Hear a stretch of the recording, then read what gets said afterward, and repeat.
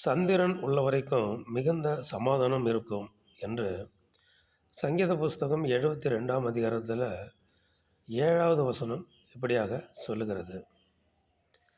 ஆண்டவர் இதில் சொல்கிறாங்க, இந்த வானம் பூமி ஒழிந்து போகும், சூரியன் சந்திரன்லாம் ஒழிந்து போகும். ஏன்னா அந்த பூமியை ஒரு புஸ்தகம் போல் சுருட்டப்படும் என்று சொல்லியிருக்காங்க. ஆனாலும் இன்னொரு இடத்துல பார்க்குறோம், யோசேப்பு சொப்பனம் பார்ப்பாங்க, சூரியனும் சந்திரனும் என்னை வணங்கினதுன்னு சொல்லி. அப்போ சந்திரன் என்கிறது தாய்க்கு அடையாளமாக இருக்கிறது, சூரியன் தகப்பனுக்கு அடையாளமாக இருக்கிறது. இப்போ சந்திரன் உள்ள வரைக்கும் மிகுந்த சமாதானம் இருக்கும். ஒரு குடும்பத்தில் ஒரு அம்மாக்காரவங்க, ஒரு தாய்க்காரவங்க ஒரு வீட்டில் அவங்க இருந்து பற்பல வேலைகளை செய்து பிள்ளைகளை பராமரித்து அவர்களுக்கு ஆகாரம் கொடுத்து அவர்களுக்கு துணிகளை துவைத்து பாத்திரங்களை கழுவி சமைத்து அவர்களை பரிமாறி சகல வேலைகளையும் செய்து அவர்கள் ஒவ்வொருவருக்கும் அவங்க என்ன பண்ணுவாங்க, ஒரு ஆதாரமாக இருப்பார்கள், ஒரு தூணாக இருப்பார்கள், ஒரு உதவியாக இருப்பார்கள்.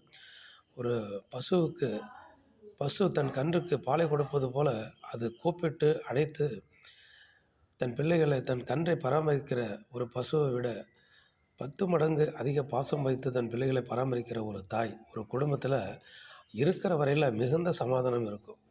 அந்த ஒரு தாய் தன்னுடைய பிள்ளைகளுக்கு அம்மாக்காரவங்க குடும்பத்தில் இல்லைன்னு வைங்களேன், அங்கே சமாதானமே இருக்காது. அது பெரிய ஒரு கண்ணீரும் கவலையும் போராட்டமும், எந்த ஒரு வேலையும் இல்லாமல், எந்த ஒரு வேலையும் செய்ய முடியாமல் மன உளைச்சலோடு வாழ்க்கை போகும்.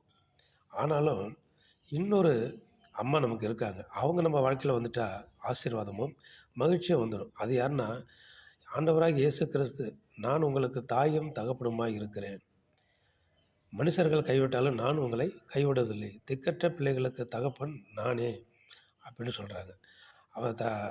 அப்போது நம்ம ஆண்டவராகிய இயேசு கிறிஸ்து அண்டை கொண்டா அவர் தாயும் தகப்பனுமாய், சிநேகிதராய், அவர் நண்பராய், உற்றாராய், உறவினராய், கண்மலையானவராய், காக்கும் தெய்வமாய், கரமெடுத்து நடத்துகிறவராய், தேற்றுகிறவராய், ஆற்றுகிறவராய், அரவணைக்கிறவராய் அவர் இருக்கிறார்.